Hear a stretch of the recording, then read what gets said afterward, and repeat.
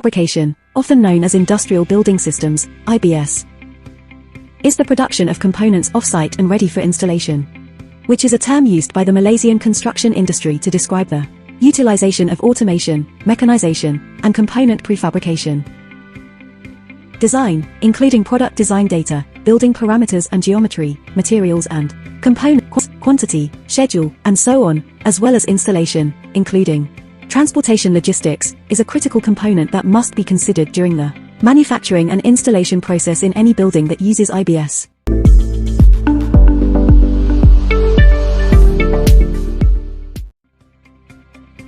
The features of IBS components: continuous beams are used in single-story columns to reduce the bending moment and thus the depth. Hollow core slabs are pre-stressed concrete units with tubular gaps along the slab's length. Steel roof trusses are prefabricated steel roof structures that can be quickly assembled on site. Construction waste, both in terms of resources and labor, has the potential to be decreased. Therefore, using the IBS system to improve the environment, ensure consistency in quality work, and develop successful structures. The sustainability. We have components of the building such as hollow core slab that are used a precast concrete method to build.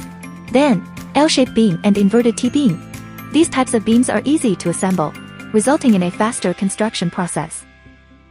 And other example of sustainability building component is king post roof truss. It is the most cost-effective truss.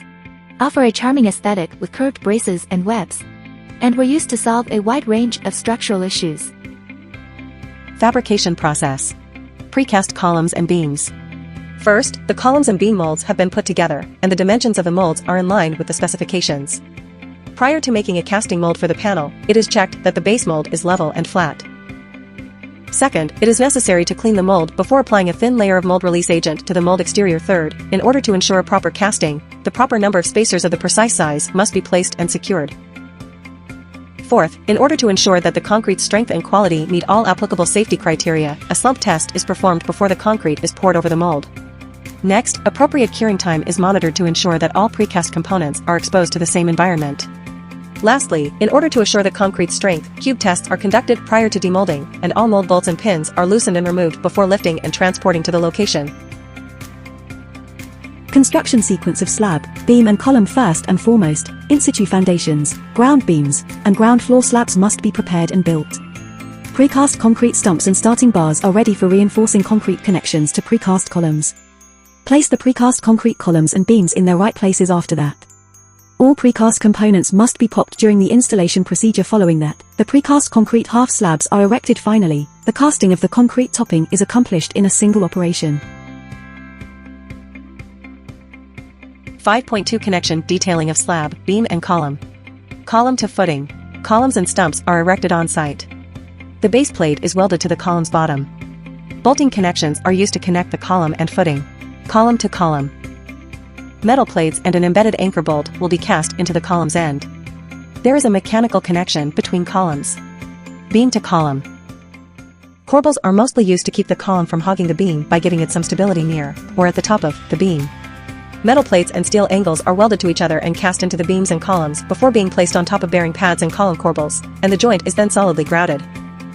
Connections with projecting bars and grouted ducts. The column head connection can be designed with or without the help of floor slabs and tie steel. Slab to beam and slab to slab. L-beams support the hollow core slab. The hollow core floor's anchored tie bar. Precast floor slabs, hollow core slabs, and structural toppings must be grouted with tie bars in order to ensure structural integrity. Construction sequence of prefabricated bathroom pod. Installation with rollers. The finished pods are delivered to the construction site by truck. It has been protected from harm by being encased in heat shrink wrap. The pods are unloaded using a crane. Following that, it will be rolled into its ultimate place using specialized rollers. The crane will place rollers on the platform, and the pod will be lowered onto them gradually.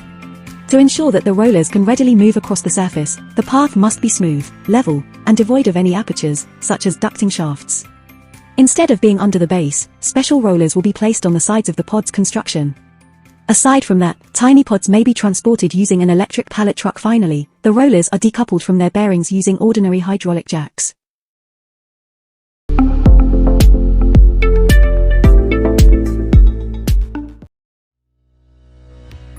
For the schedule of modular component, the first element is a prefabricated lightweight steel roof.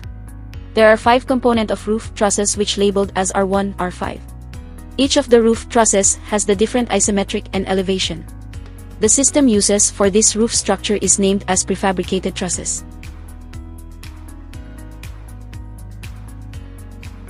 This is prefabricated window. There are 3 types of window that were ordered from the manufacturer and used to construct this building, with 3 different types of windows varying in size, height and numbers as shown in the figure.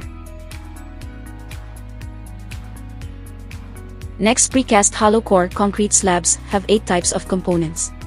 The biggest size of the slab, which is S3 with a specification of 1500 x 4200 mm that required 12 no.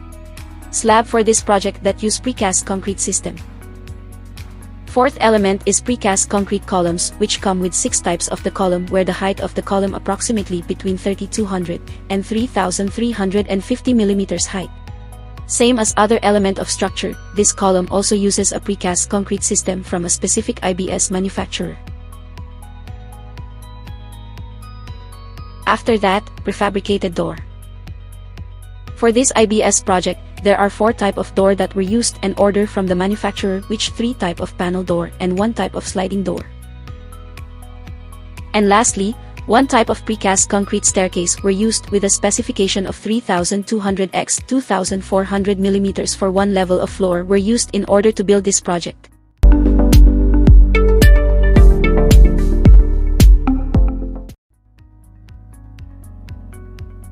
For the IBS score, the calculation is based on CIDB Malaysia IBS scoring system. For the part 1, which is structure elements, the total area for precast concrete beam and column plus precast concrete slabs is 727.5 square meters. Meanwhile, for roof truss using prefabricated steel roof area, total area is 349 square meters and the total area for the whole structure elements are 1076.5 square meters.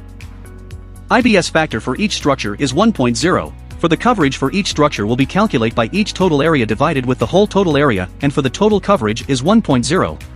After that we can proceed to calculate IBS score. For IBS score, we will calculate by the multiplication of each structure coverage, IBS factor in 50 points, which is used to calculate structural system, and with that we got the total 50 point for structure elements IBS score. For the next part is for wall system.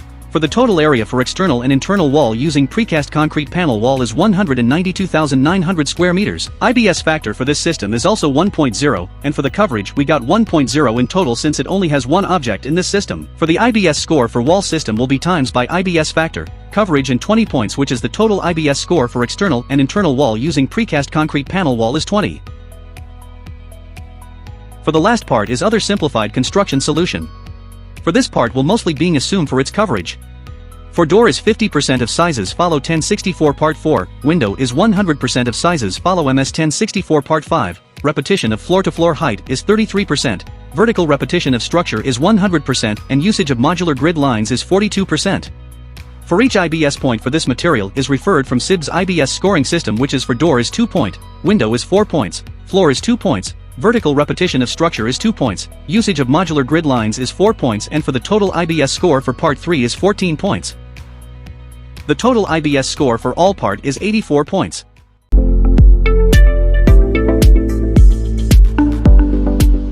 Created using Powtoon.